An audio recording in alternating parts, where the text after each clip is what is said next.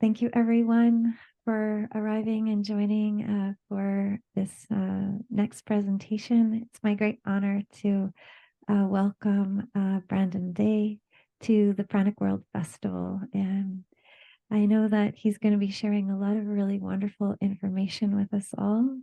He is the inheritor of the Breatharian Institute and was in a lineage from I'm sure a lot of us know Wiley Brooks. So we're really looking forward to you sharing. And I know we were waiting for a couple of minutes, and the presence here is really lovely. There was just a lovely silence here as we were waiting. So you have a very lovely, attentive audience today, Brandon. And thank you and welcome to the Pranic World Festival. Thank you so much. Can everybody hear me pretty well? Wonderful.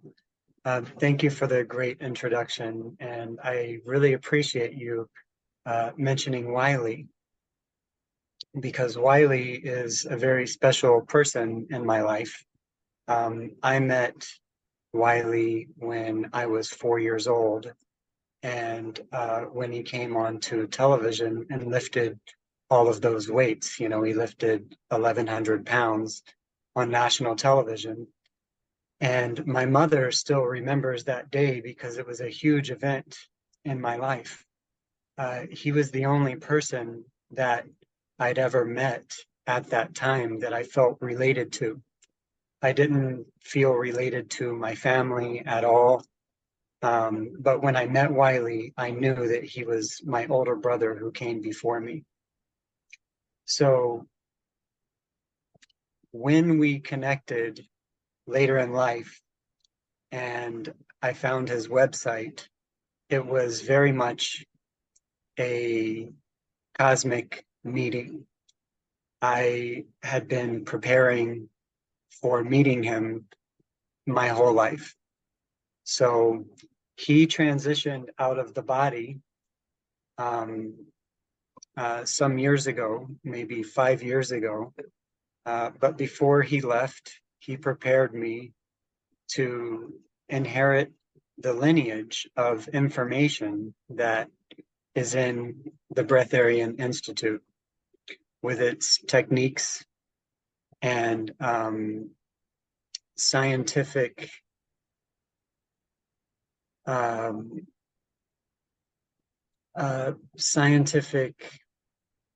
viewpoint and approach to ascension. So this is primarily what the Breatharian Institute is involved in, is preparing humanity for the ascension. As you may know, our approach to eating food is much different than other bodies of work that have been brought to this earth. We primarily approach food and the whole world as a venue for accelerating the ascension.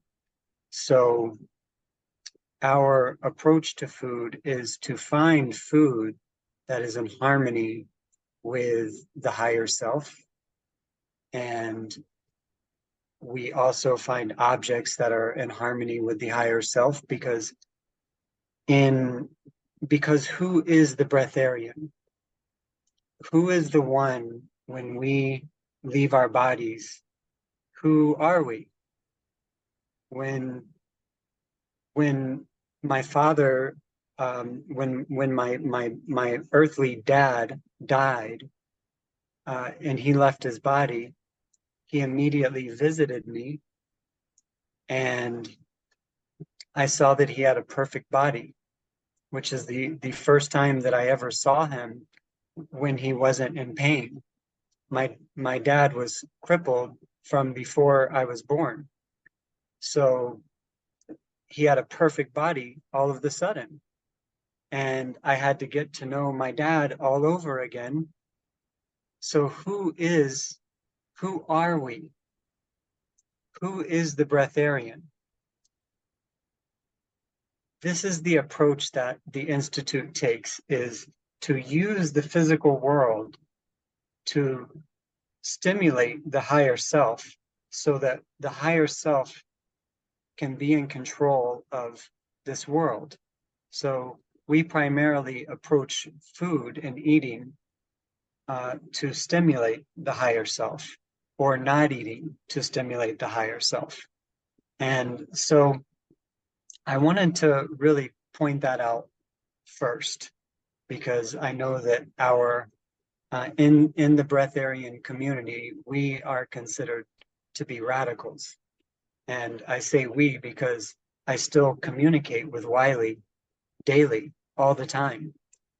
He taught me how to check everybody's channels and how to channel things. I was already aware of how to channel, but he taught me a method of staying precise and direct and making sure that the channel is clean. So I still talk to Wiley like he's still with me all the time, even now.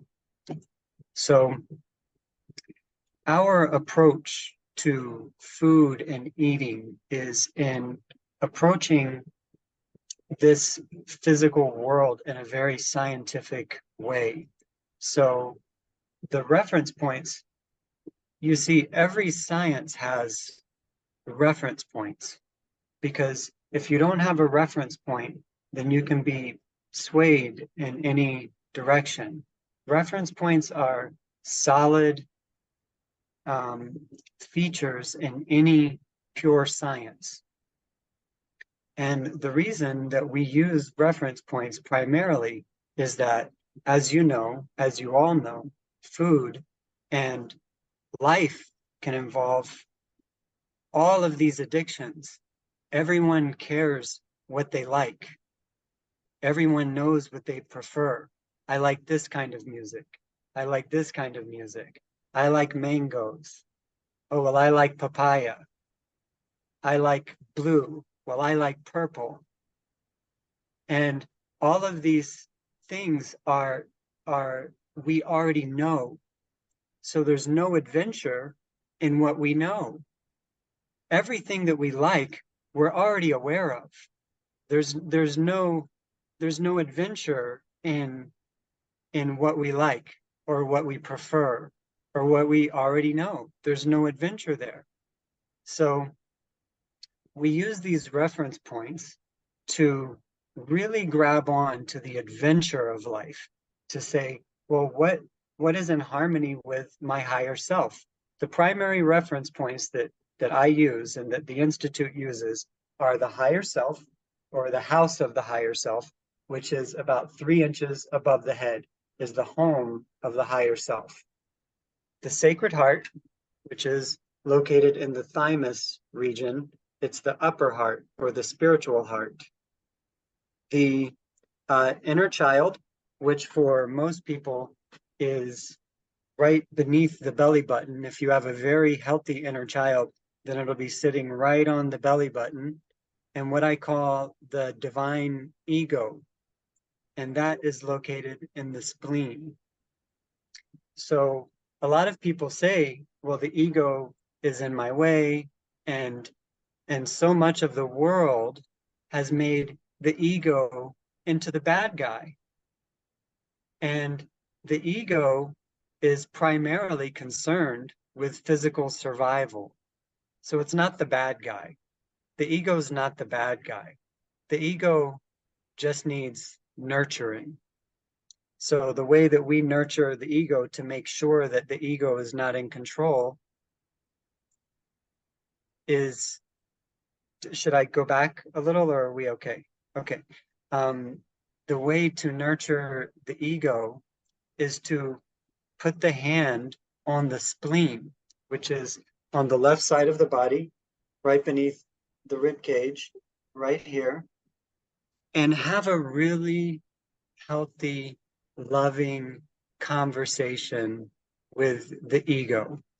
And because the ego can be anywhere in the body, but the home of the ego is in the spleen. So the way to have this healthy conversation is to say, dear, precious, super special ego, thank you for helping me to stay alive all of this time. But now the master is home, so you don't have to be in control. So just relax. Little ego, I want to know if there's any danger, I'm listening.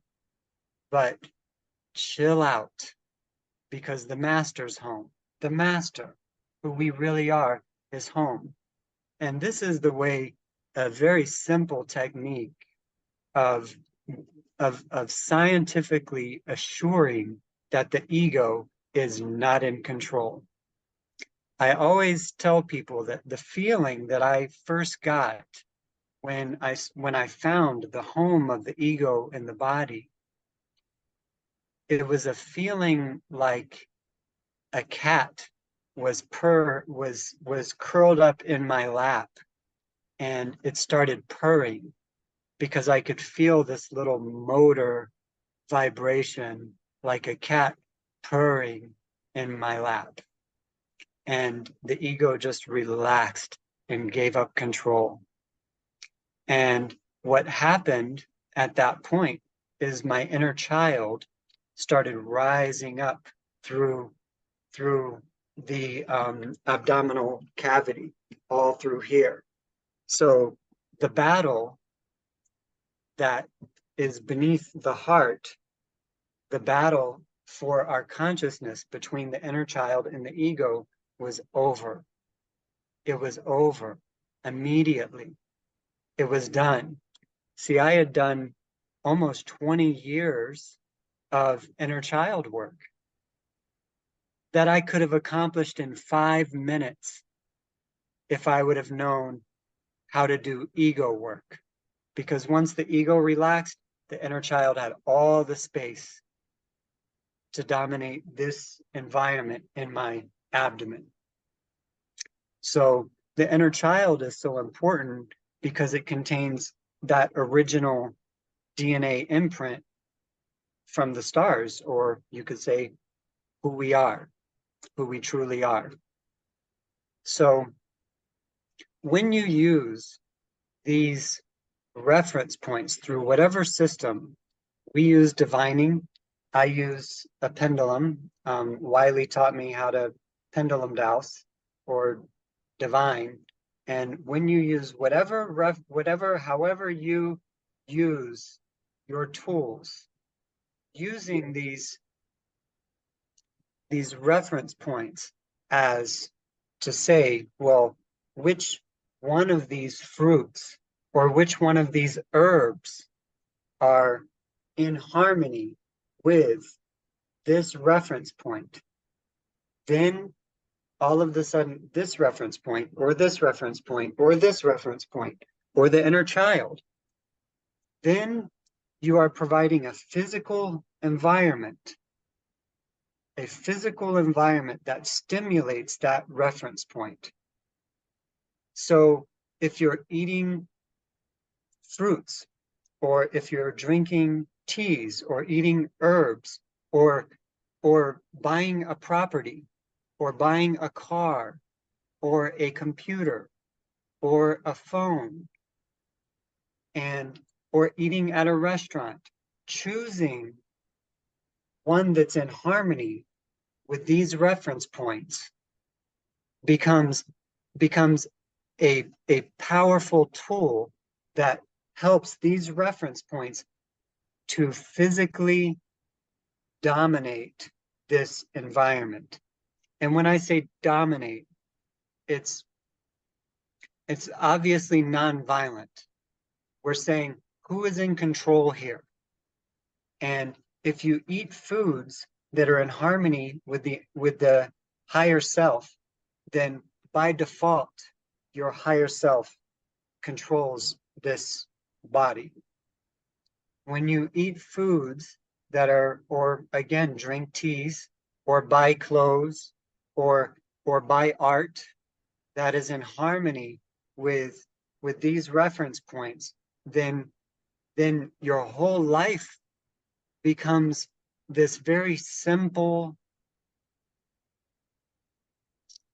thing that that works for you becoming your higher self, controlling your whole world. And another fun thing about divining and approaching life in this way is that it is said that we have to have the mind of a child to enter into heaven. So did you notice how in the beginning of the talk, I'm saying, who cares what we like? Who cares what we prefer? We already know what we like. It's not an adventure. It's no fun. There's no life there. There's only the past. So when we begin to choose things that are in harmony with these reference points, life becomes this adventure. Wow, I wonder what I'm going to eat today. I wonder if I'll eat today. Who cares about my plan? What's going to happen? And all of life becomes this really wonderful adventure that that we just get to live. And this is the power of having reference points and approaching life as a scientist, because I'm just like this little kid who's a scientist, and I get to every day is an adventure to me, because I might because if I want something to eat today, then I break out my little divining technique, whether it's the pendulum or whether it's I'm using the body, and I'm checking and I'm saying, oh, I wonder if I'm going to the co-op, or if I'm going to the garden, or where I wonder if my if I can eat one of my apples from my apple tree. And I start checking and seeing where what in this world is here to assist me to become the higher self today.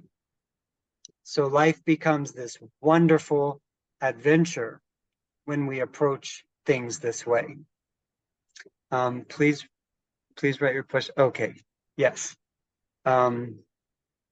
So of course, if there are any questions, I'm here to answer them. I covered everything that I wanted to cover so far. Did you want us to see if there are a couple of questions at this time? That would be great. I can keep talking forever, but questions Yeah. would be great. If there's no questions at this time, because the format is usually to ask them at the end. If there's none, then we'll get you to continue, but we can see. Okay. Oh yeah, there's questions.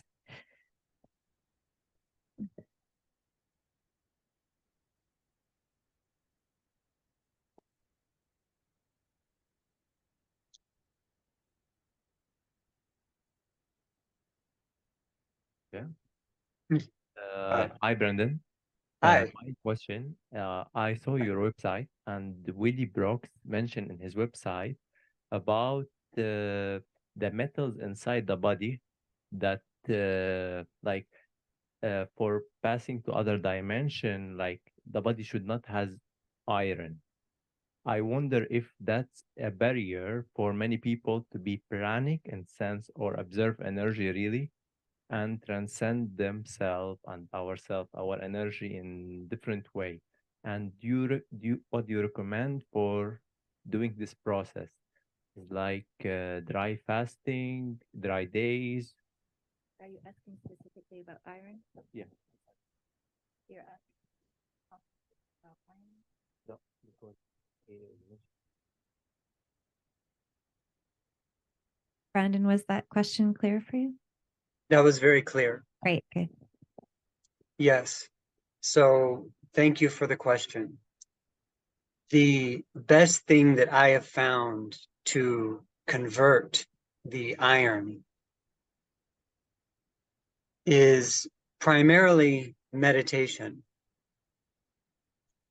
But when it comes to detoxing as a whole, the best thing that I've found is to, do you know hemp?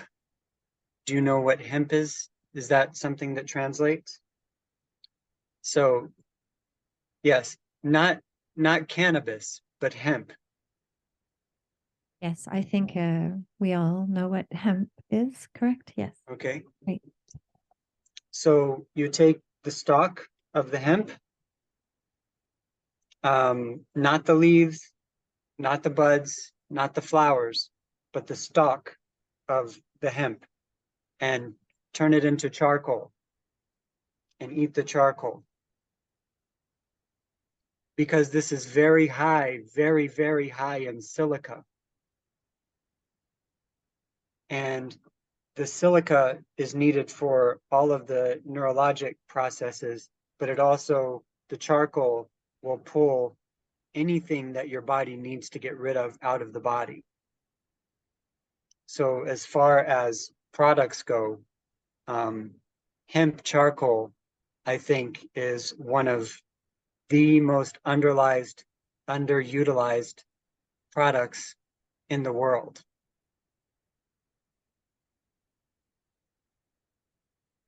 Thank you so much, Brandon, for that answer. We have Yes, another question. but meditation is the key for converting things to their proper state.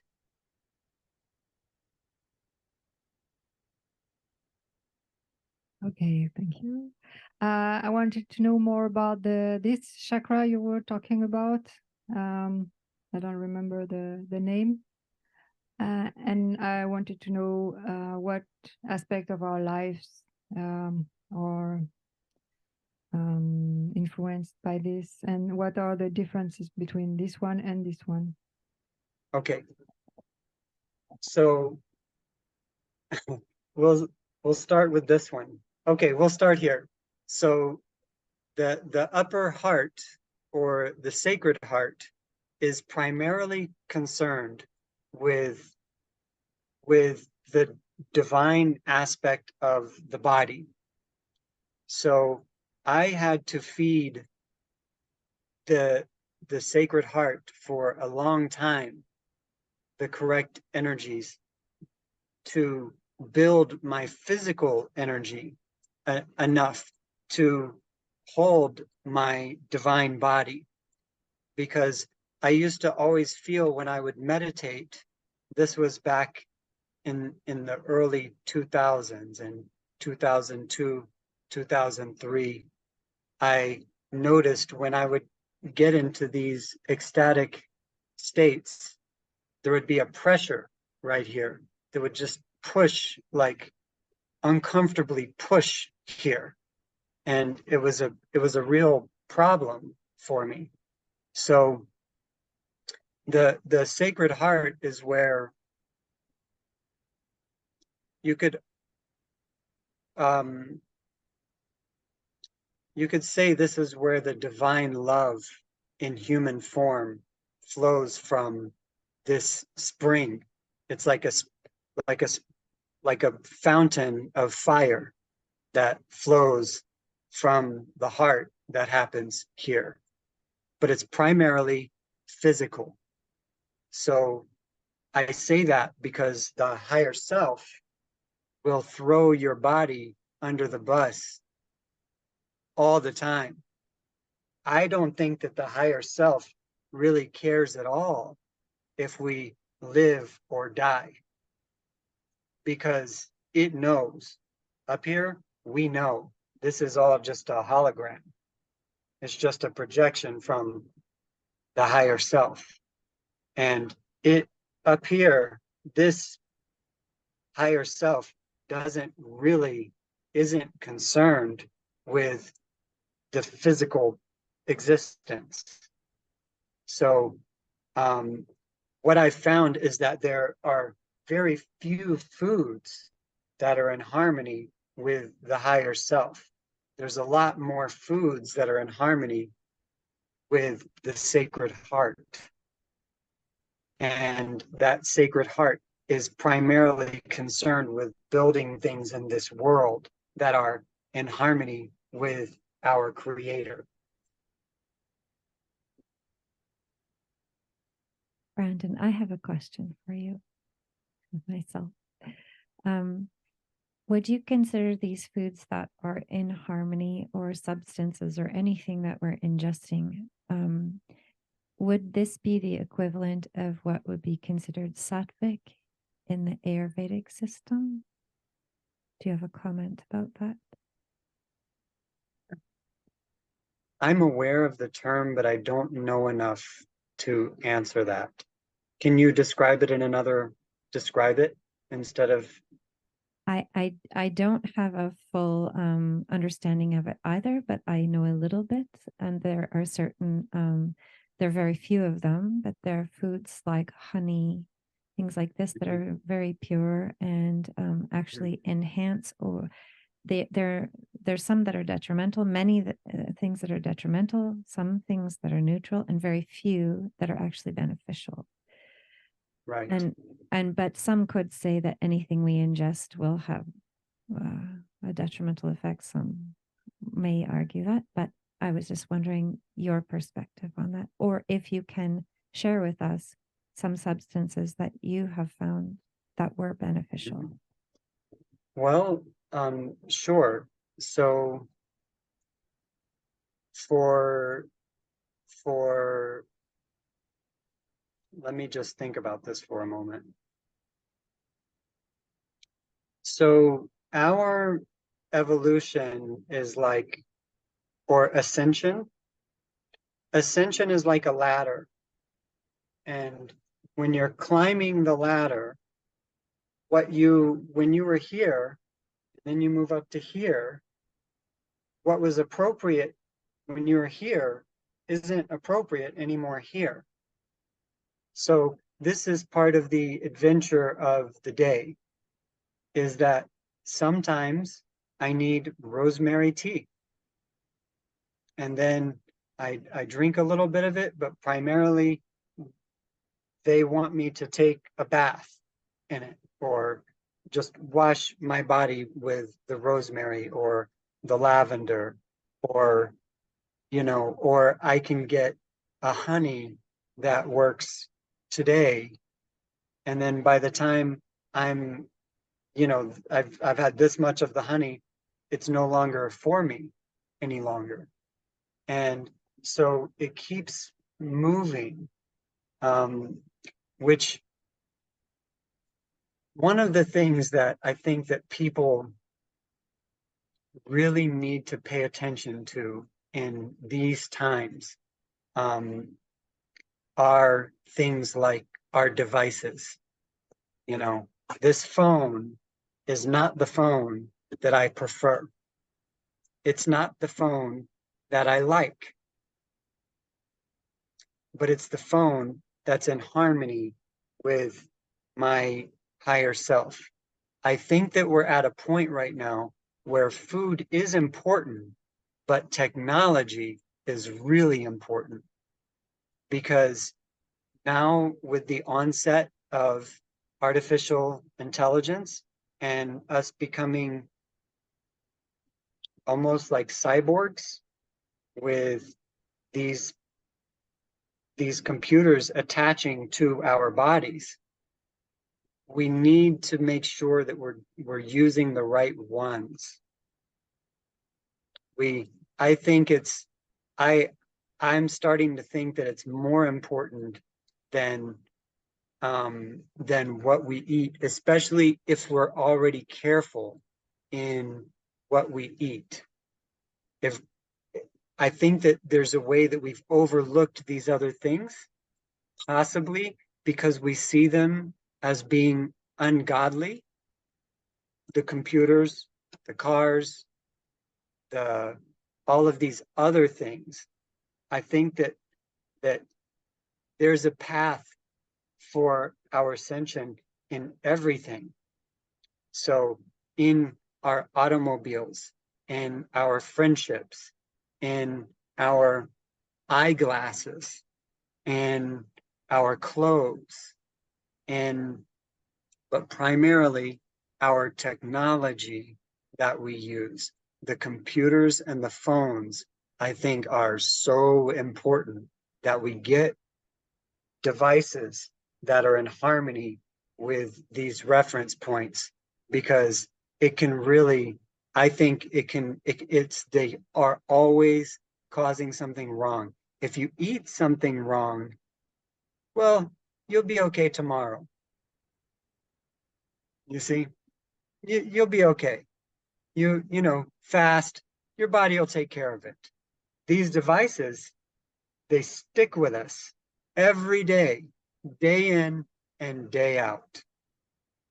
So I'm saying that because I felt to tell you that with the foods, if we always have this background noise going on from having a device that is deadly to our soul, to our higher self, well, then that's a problem that no food is going to get above. Wonderful. Thank you so much for that insight and that Yes. response, Brandon. We have another question here from our live audience. Hello, thank you. Hi. Can you give us an advice how to communicate with our higher self? Because a lot of people I talk to don't know how to ask. Mhm. And yeah, Yeah. how do you ask what is good, what is aligned with our higher self? Thank you. Yes. So the young lady earlier was asking about the difference between the Sacred Heart and the higher self. So I want to say that it's much easier to communicate with the higher self, because if you feel, I mean, with the Sacred Heart, because if you feel lightness in your heart and an open expansion in this part of the heart, not down here, not here, but up here. If you feel this expansion in the upper heart, it's easier to feel that than to feel the higher self. What I would tell you in making it easier is it's not here, it's not here, it's not here, it's up here. It's right about here. So it's a few inches above the head, but it's very much a still, quiet voice. If it's yelling, it is not the higher self. But if it breaks your arm, it could be the higher self. Because the higher self does not seem to care about the body in the way that the body cares about the body. So I would say that it's universal. It's always love, but it's not, I would say it's always has this caring presence, but it doesn't care at the same time. It's a bit like that. And so it's loving, but it's not nice.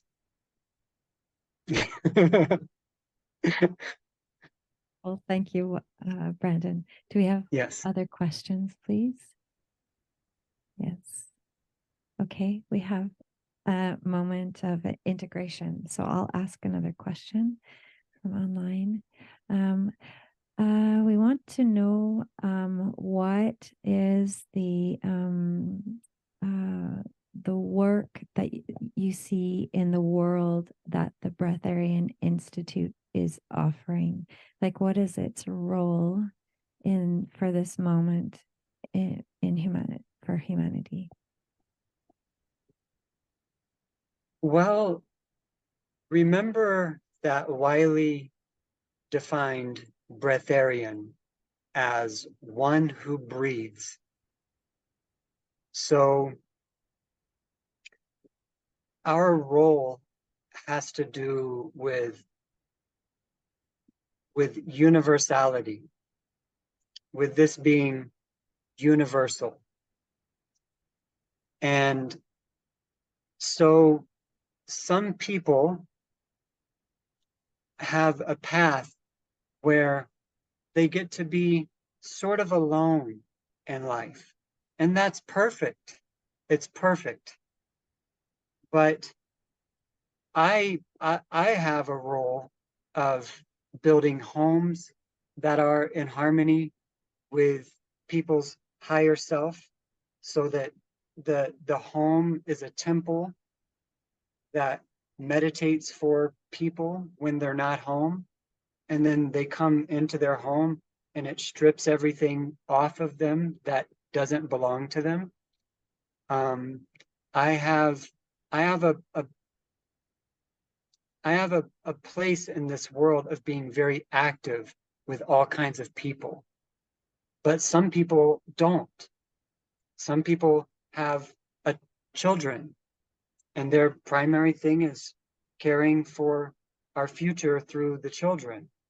What the Breatharian Institute brings to the table is a universal sense of seeing a breatharian as one who breathes, and assisting with a scientific approach and helping everyone to get where they want to go. That's where it is. If you eat, fine. If you don't eat, perfect. If whatever you do, if you take a spiritual, scientific approach to it, then it's hard for a time. But that learning a new science becomes the most freeing thing in the world, because now I'm not bound by my likes, by my dislikes, by my preferences, by anything that I already know. So because I'm free,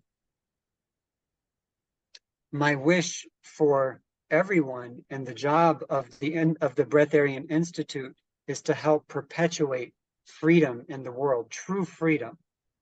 Freedom for us to create whatever we want to create.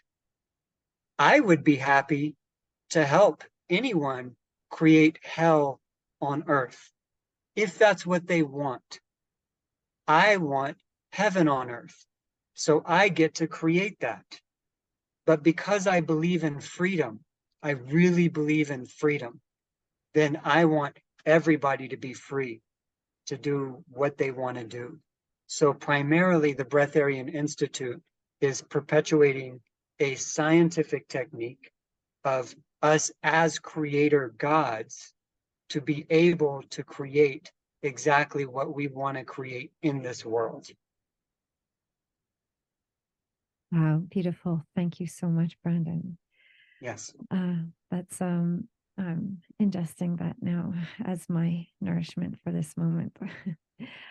And I know that I would love to, you might get a flood of emails of people who are interested in your definition of home that you just shared with us. Really beautiful. Thank you. We have another question right here.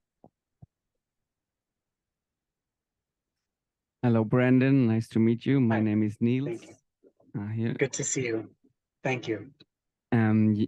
Just before you were talking about your phone, and I'm just curious, like, what phone do you have, and what makes it in harmony, or yeah, what criteria is there to so it is in harmony with your higher self, or how did you get the message?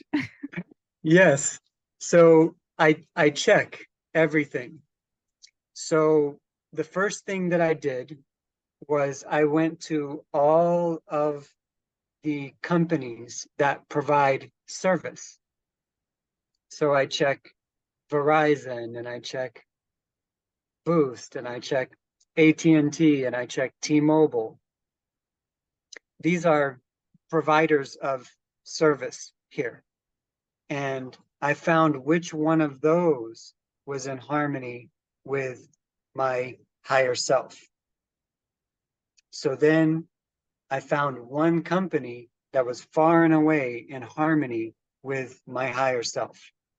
So then I got to move all the other ones to the side. And then I went to their website, and it listed, 500 phones. So I went to where it says something like sort, where it tells me all of the brands. It tells me every brand. So then I check. Then I only have 7 things to check instead of 500 things to check. So I check every brand. And then I found the one brand that works. Well, then all of a sudden I only have 20 things to check. So then I start scrolling down and checking one at a time until I found a phone that works for me, that's in harmony with my higher self. And I've found we have a number of students who've done this, and I help students to do this, and they found that they have way less pain in their bodies. There's not the pain, there's not the radiation feeling like they're being radiated. It's just harmony. There's no side effects. So I use a Motorola phone through T-Mobile. I would love to use Apple. I mean, I would love to use Apple. I would love to use Apple. I knew But I that if you hadn't announced that I would have to ask you which ones. But Yeah. if I'm understanding correctly, your methodology of checking would be different for each person, correct? That's correct. Because it's not like you found the holy grail of phones. well, there are redundancies. There are things that we've found work for numerous people. Motorola is one of those things that seems to work better than Nokia or Samsung. Apple is one of these things that I really, really wish that Apple products worked for me, because it would make everything so simple. But again, our higher self does not care what we wish for. Thank you, Brandon. We're getting insight and we're getting joy from your answers, and it's wonderful. Thank you. We have another question here. Hi, Brandon. Hi. I was just wondering, because what you described, the process of finding out what your higher self prefers or is in harmony with your higher self, or your, I think you said heart center, or your sacred heart. That made me think of muscle testing. And usually I use muscle testing on myself for like food and exercise and whatnot. And I was thinking whether we could use that similar method in just rather than just asking what our body wants or is in harmony with our body. Can we use this muscle testing to ask our higher self or our sacred heart for what you're doing, instead of using a pendulum or whatever method you're using now? Thank you. Yeah. Yes. So that would be an add-on to the question, which is, what is the method that you use? Yes. So I am creating a website right now where I teach not only what I use, but also muscle testing, which I did for years. Do you know what water witching is? What they call water witching, water dowsing, where we find water beneath the ground? Just a show of hands, who knows about water dowsing? Yeah, quite a few. Yes. So most people use like a stick, and they put it between their hands, and the stick will turn down. But I just use my body. I put my hands like back here on my kidneys, and the water bends my body over, like pushes my body over, and my body can communicates with the water, and the water tells me everything: how deep it is, how wide it is, how much water it is, the quality of the water, and most importantly, if the water wants to come up and be a part of people's lives. Because water has consciousness, it is consciousness. So this technique of using a pendulum, the reason that I use a pendulum is, and we don't all use it. My wife can't stand the pendulum. I mean, she is resistant to the core. But when she needs something that her body isn't giving her a clear signal, she asks me, and I check for her. And what I've found with the body is that it will only take you so high. So I can just go online and find an object like this pendulum that's in harmony with my higher self. And then I have an object like this piece of physical material that is in harmony with my higher self.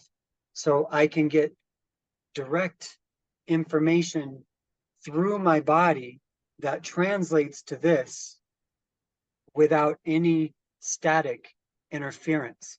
Because that's the thing with the body. The body has a lot of static interference because of everything that's in the body that doesn't belong in a body. So the body, what I found is like there's a thing that they call shtick or something like this. I don't know what they call it, but I heard about it. I've taught at a Dowsing conference now since 2018 here in New York. And I learned that some people will rub their fingernail, and if it sticks, then you're in the truth. And if it doesn't stick, it's whatever you're saying is not in, like basically sticking is yes or truth. Sliding is like a no or a false. So like when I use that sometimes, but I do like a figure 8 because that helps me to get higher than just the circle rub. If I do a figure 8, it helps me to find things that are further up. But I still have troubles. Sometimes I forget my pendulum, and this is like how I muscle test, when I'm just in a store or something, like I push one finger with the other, and like something that's not in harmony with me, the finger goes like this. If it's in harmony, the finger sticks and is strong. So that I use that sometimes. But what I found is finding an object that's in harmony with the higher self, because this is just a stupid chain. It's just a chain, just like hang on one sec.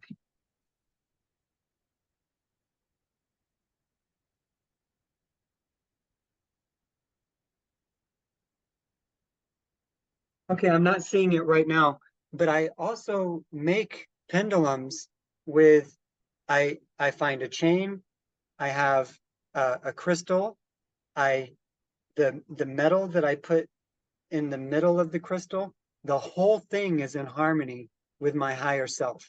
Everything.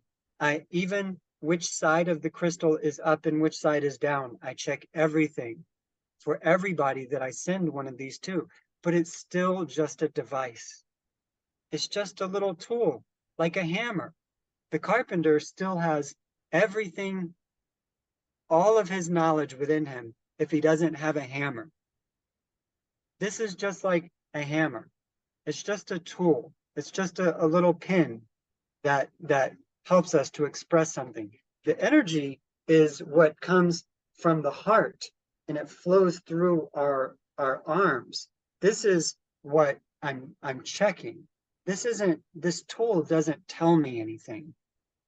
It's just a device that helps me externally see something instead of internally.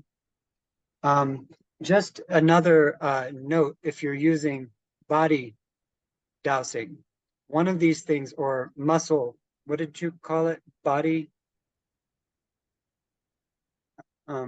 Testing. Muscle testing is if you put one hand on a kidney, then it will increase the strength of the reading. Also, if you put one hand over the third eye, you will increase the strength of the reading. But if you put two hands over the third eye, you become basically psychically blind.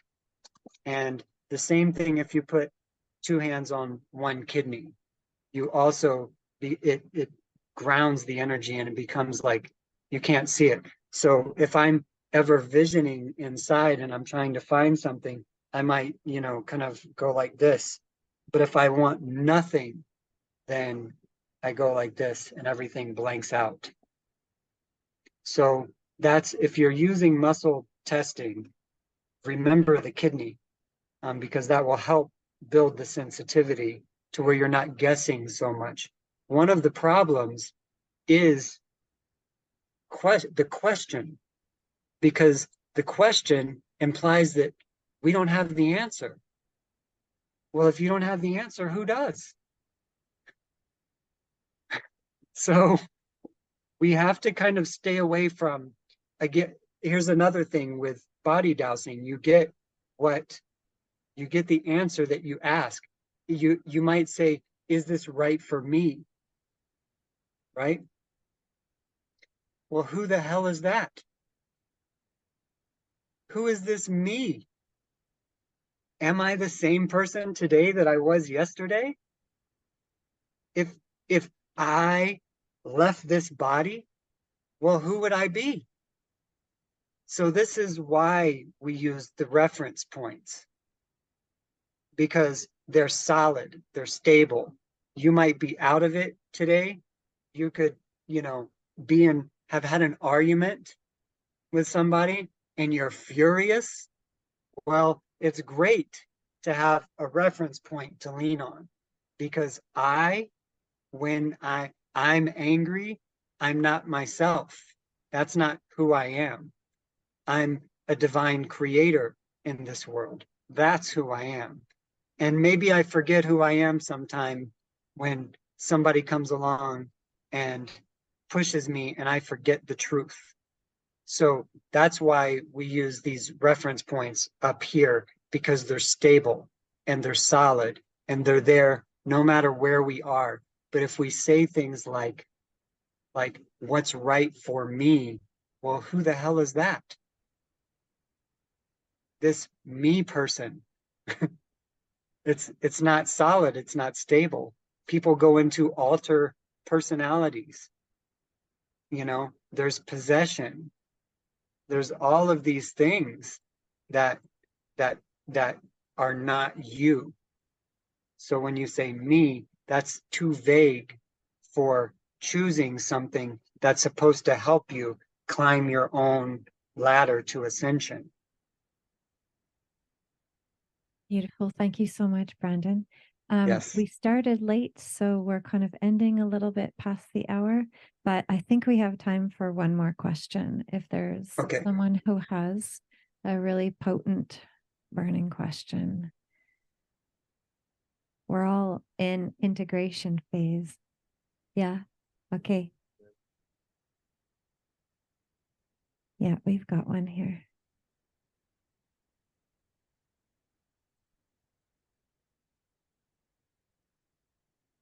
Oh, hello. Hi. You said you would, in the Breatharian Institute, freely help us to create whatever we want.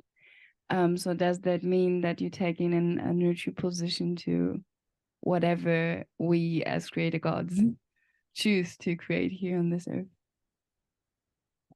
I do. I do take a neutral position because what I've found is that everything works for us, and it's not appropriate for me to try and stop anyone from doing. If here's the one caveat: if someone is in my world doing something that is, like, let's say, that's a really good question. If someone is doing something that is immoral in front of me, well, then I stand up to it because I don't want to live. It's like littering. If I took a neutral position to littering, then I'm saying as a creator, well, I don't care if there's trash everywhere in the world. I do care. I care deeply. If I see someone stealing in a store, I'm going to say something to them because I like having stores where I can go and get things. But as far as who will I help? I will help anybody create what they want to create because that's your divine right. As far as I'm concerned, it's your divine right to create what you want to create. If people come here trying to create hell, well, I'm going to tell them, you cannot come into my house because in my house, we wipe our shoes before we come into the house. We take our shoes off at the door. You are not coming with all that dirt on your shoes and walking through my house.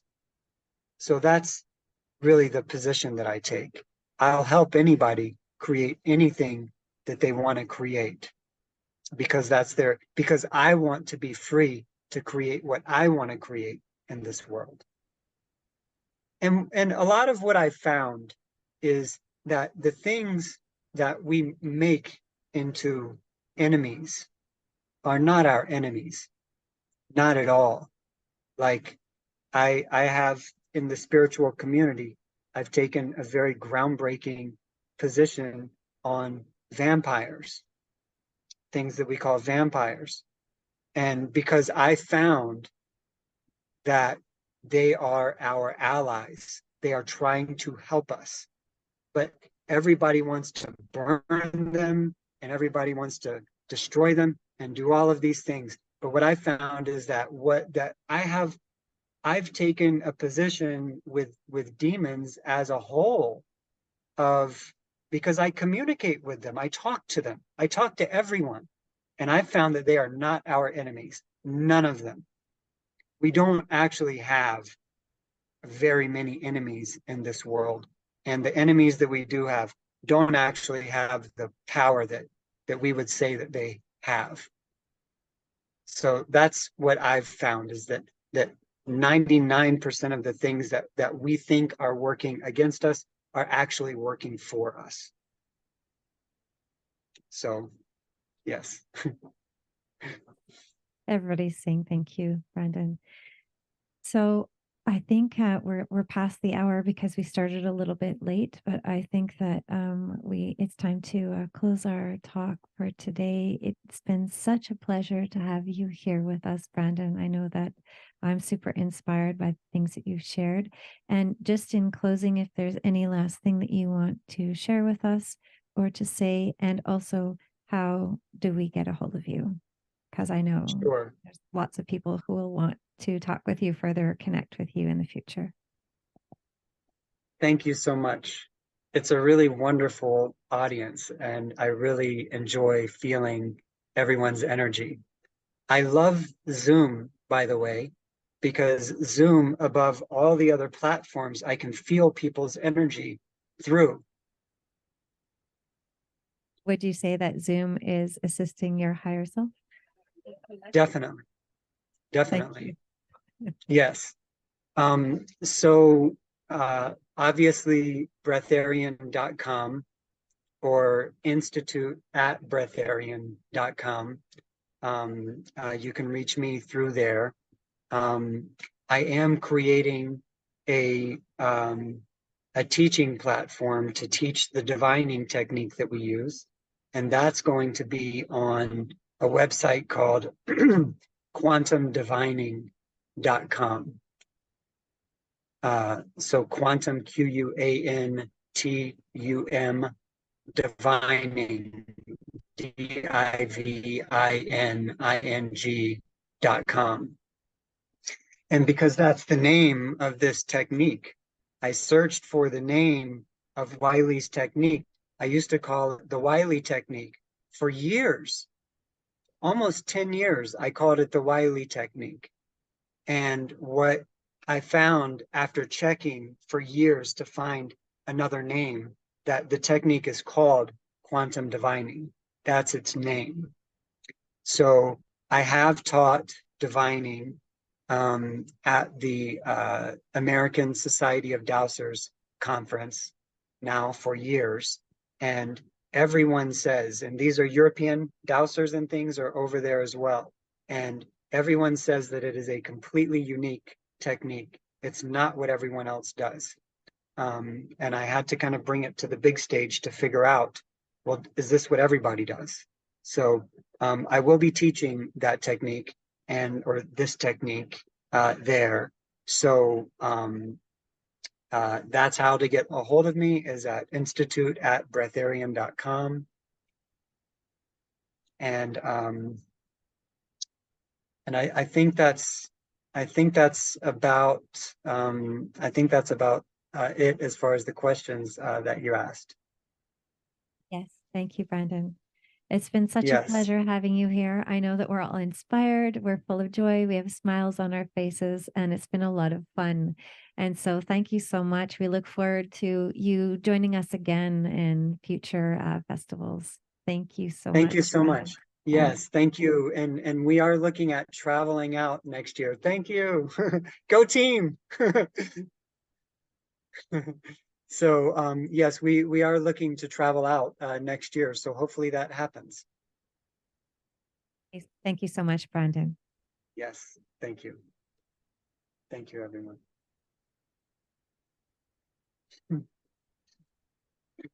Okay, bye everybody.